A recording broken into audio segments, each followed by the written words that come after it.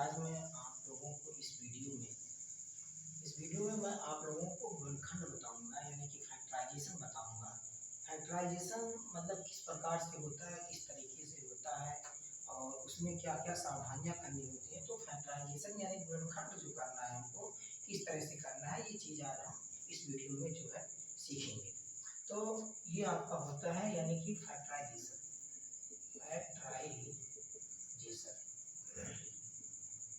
Factorisation का मतलब हो गया गुणनखंड।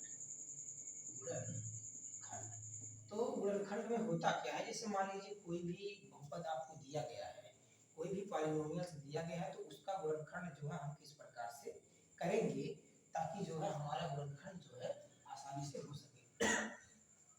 इसमें देख लीजिए, तो गुणनखंड करने का जैसे मान लीजिए कोई आपके पास कोई पॉलिनोमियल आपका है, जैसे मान लीजिए है एक्स स्क्वायर प्लस का मान लीजिए 5x और प्लस का जो है 6 है। तो इसका हमें क्या करना है, गुणनखंड करना है। तो गुणनखंड करने में हम क्या करेंगे, पहले ये सावधानी हमें करनी है कि इसका क्या करना है कि हमें जो है x यहाँ पर जो लास्ट में जो अचर पद है और फिर x स्क्वायर का कोफिशिएंट यानी गुणांक 1 है, तो पहले 6 का हम 1 में मल्टीप्लाई करा लेंगे। 6 का 1 में मल्टीप्लाई कराएंगे तो 6 ही आएगा। तो 6 को हमें इस प्रकार से दो नंबर में तोड़ना है ताकि जो है मल्टीप्लाई करने पर 6 आ जाए और उनको जोड़ने या घटाने पर बीच वाला जो 5 है वो आना चाहिए। तो यानी कि 6 को अगर दो पार्ट में हम तोड़ेंगे तो 2 और 3 हो जाएगा। तो 2 और 3 का जब मल्टीप्लाई कराएंगे तो 2 3 6 और 2 और 3 जोड़ने के बाद क्या हो जाएगा, 5 हो जाएगा। तो इसी प्रकार से हम लिखेंगे, यहाँ पर पहली संख्या है 2x और दूसरी संख्या क्या है 3x। तो इस प्रकार से इसे लिख लिया जाएगा। उसी प्रकार से अब देखो यहाँ से हमें क्या कर लेना, कॉमन लेना है। कॉमन लेना हमें ये प्रश्न है, तो कॉमन उसी को लिया जाता है जो जितने लोगों से कॉमन लेना है उतने लोगों के पास वो चीज होनी चाहिए, माने वो राशि होनी चाहिए, तभी हम उसको कॉमन ले सकते हैं। जैसे मान लीजिए हमें यक्स कॉमन लेना है, तो यक्स कॉमन लेने के लिए हमें क्या करना है कि यहाँ पर यक्स स्क्वायर है और यहाँ भी यक्स है, तो यक्स दोनों जगह से हमें कॉमन मिल जाएगा। तो यक्स हम कॉमन ले लेंगे, तो यहाँ बचेगा यक्स और यहाँ हो जाएगा प्लस का 2। अब यहाँ से हमें इस प्रकार से लेना है ताकि जो अगला वाला यहाँ का ब्रैकेट आए दोनों ब्रैकेट से होना चाहिए, तभी आपका गुणनखंड जो है सही माना जाएगा। तो यहाँ से हम क्या कर लेते हैं, 3 कॉमन ले लेते हैं। तो 3 कॉमन ले लेंगे तो बच जाएगा यक्स और इसका 3 2 जा 6 यानी 2 3 6 हो गया, ये हो गया आपका। तो यानी कि दोनों ब्रैकेट आपका सेम हो गया। अगर दोनों ब्रैकेट आपका सेम हो गया इसका मतलब गुणनखंड जो है सही चल रहा है अभी तक। तो ये हो गया आपका x + 2 और फिर इन दोनों को हम क्या कर देते हैं, इकट्ठा कर देते हैं x और +3 को। तो x + 3 को इकट्ठा कर दिए, इतना हो गया। अब यहाँ से हमें क्या करना है, ये हमारा हो गया फैक्टराइजेशन, यानी कि अब इसका जो गुणनखंड हो गया ये x + 2 हो गया और x + 3 हो गया। तो इसी प्रकार से जो है हम दूसरा देखते हैं। दूसरा मान लीजिए हमारे पास जो लिखा है x स्क्वायर प्लस का मान लीजिए 7x लिखा है और प्लस का 12 लिखा है। तो 7x स्क्वायर प्लस का 7x प्लस 12 है, तो इसका हमें क्या करना है, गुणनखंड करना है। तो गुणनखंड करने के लिए जो तरीका इसमें अपना गया था वही तरीका हम इसमें भी अपनाना है। गुणनखंड करने के लिए जो तरीका होता है वो सबके लिए भी एप्लीकेबल होता है, सबके लिए उपयोगी होता है। तो यहाँ ये अचर पद आपका 12 है यानी 12 है। यहाँ x स्क्वायर का कोएफिशिएंट कितना है, 1 है। तो 12 का पहले 1 में मल्टीप्लाई कराएंगे, तो 12 के 1 में मल्टीप्लाई यानी जो गुणा किया जाएगा वो आएगा 12 ही।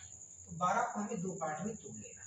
12 को दो पार्ट में इस प्रकार से तोड़ना है दो संख्याओं में, ताकि उन दोनों संख्याओं का गुणा करने पर 12 आ जाए और उन दोनों संख्याओं को जोड़ने या घटाने पर 7 आ जाए।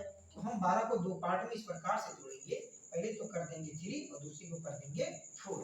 तो 3 और 4 में जब 3 और 4 का मल्टीप्लाई किया जाएगा तो 12 आ जाएगा और इन दोनों को जब जोड़ा जाएगा तो 4 और 3 कितना होता है, 7। तो यानी कि 7 आपका गुणनखंड मतलब ऐड करने पर 7 आ जाएगा। तो फिर हम यहाँ लिखेंगे x स्क्वायर, पहली संख्या क्या है 3x, दूसरी संख्या क्या है 4x और प्लस का क्या हो गया 12। तो ये हो गया पहली संख्या, दूसरी संख्या। फिर यहाँ से हम जिस प्रकार से यहाँ कॉमन लिया गया था उसी प्रकार से कॉमन ले लेंगे। x अगर कॉमन हमने दिया तो ब्रैकेट में x बचा, प्लस का यहाँ 3 बच जाएगा। उसी प्रकार से यहाँ हम 4 कॉमन लेना है, क्योंकि x हम कॉमन नहीं ले सकते, इसलिए नहीं ले सकते क्योंकि इसके पास तो x है 4 के पास, लेकिन 12 के पास x नहीं है, इसलिए हम जो है x को कॉमन नहीं ले सकते हैं। तो 4 को जब कॉमन ले लेंगे तो यहाँ बचेगा x और 4 यहाँ कितना होता है 12। तो आपका हो गया x + 3 ब्रैकेट में, क्योंकि क्योंकि ये दोनों पास मौजूद था और दोनों ब्रैकेट सेम भी है, तो दोनों ब्रैकेट सेम अगर है तो आपका गुणनखंड सही हो रहा है। फिर इसे हम जो ये 2 बार लिखा हुआ इसको कॉमन लेकर के बाहर निकाल लेंगे और इसके बाद में x + 4 को क्या कर देंगे, ऐड कर देंगे। तो इसी प्रकार से ये गुणनखंड करने का एक आसान तरीका हो गया। ये गुणनखंड हमें जो है इस प्रकार से किया जाएगा।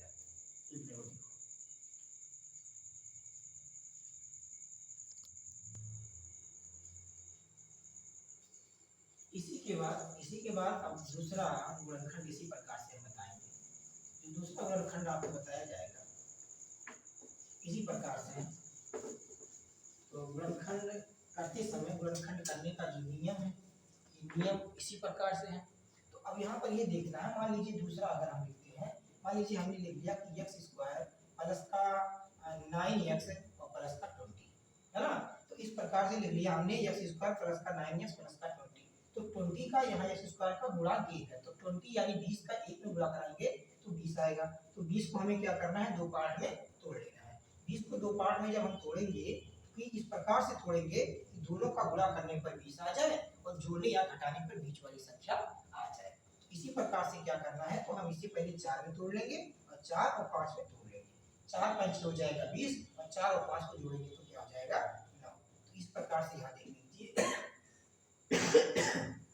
तो x² हो गया और प्लस का यहाँ हो गया आपका पहली संख्या 4x, दूसरा हो गया 5x और प्लस का 20 यानी कि 20। तो यहाँ पर आपका देखिए x कॉमन हो जाएगा क्योंकि x यहाँ भी है x यहाँ भी है, तो हमें x कॉमन मिल जाएगा और प्लस का यहाँ बच गया 4 प्लस। इसके बाद में अब यहाँ से x कॉमन नहीं ले सकते, जिस प्रकार से और पिछली वाली क्लासों में, पिछली वाली मतलब सवालों में आपने जो है देखा था। तो 5 ये हो गया और फिर यहाँ हो जाएगा x प्लस और 4 5 कितना आ जाएगा 20। तो ये चीज हो गया। फिर अब यहाँ पर हम क्या करेंगे, x + 4 हो गया और फिर इन दोनों को क्या कर देंगे, इकट्ठा कर देंगे तो x + 5 हो गया। तो ये जो है इस बहुपद का ये क्या हो गया, गुणनखंड हो गया। इतनी आसान तरीकों से आप बहुपद का गुणनखंड बहुत आसान तरीके से आप कर सकते हैं। इसी प्रकार से दूसरा देख लीजिए, x² प्लस का मान लीजिए आपका हो जाएगा, मान लीजिए 8x हमने लिख दिया और प्लस का लिख दिया 16। तो देख लीजिए x² प्लस का 8x प्लस का 16।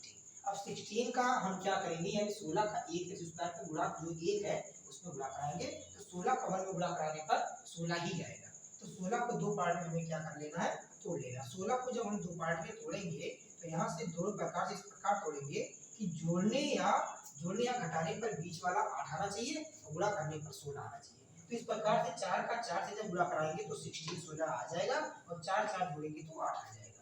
यानी x² हो गया प्लस का पहली संख्या कितनी है 4x और दूसरी संख्या भी आपकी क्या है 4x ही है। उसके बाद में 16 यानी 16 हो गया। फिर x हम कॉमन ले लेंगे तो x यहाँ बचेगा तो यहाँ का 4 बच गया, प्लस यहाँ से 4 कॉमन ले लेंगे तो x का प्लस और 4 4 कितना होता है 16, ये हो गया आपका। फिर अब यहाँ पर देखना है कि x + 4 यहाँ इसको बाहर ले लेंगे, फिर इस और इसको क्या कर देंगे, इकट्ठा कर देंगे।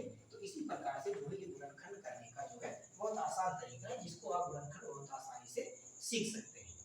तो इस वीडियो में अगर ये वीडियो गुणनखंड जो बताने का जो मेरा तरीका था, अगर ये तरीका मेरा आप लोगों को समझ में आया हो, यानी कि गुणनखंड कैसे किया जाता है, गुणनखंड करते समय क्या क्या सावधानियां करनी है, ये सब चीजें अगर आपको अच्छे से समझ में आई हो तो ये मेरी वीडियो जो है आप अपने दोस्तों को ज़्यादातर शेयर करिए। और अगर आप चैनल पे नए हैं तो चैनल को सब्सक्राइब करिए और ज़्यादा से ज़्यादा लोगों के पास शेयर करिए, ताकि जो है ज़्यादा से ज़्यादा लोगों के पास ये वीडियो पहुँच सके और वो लोग भी इस जानकारी को सुगमता से और आसानी से सरल तरीके से समझ सकें, ताकि जो है इसका वीडियो बनाने का कुछ जो है फायदा लोगों तक जो है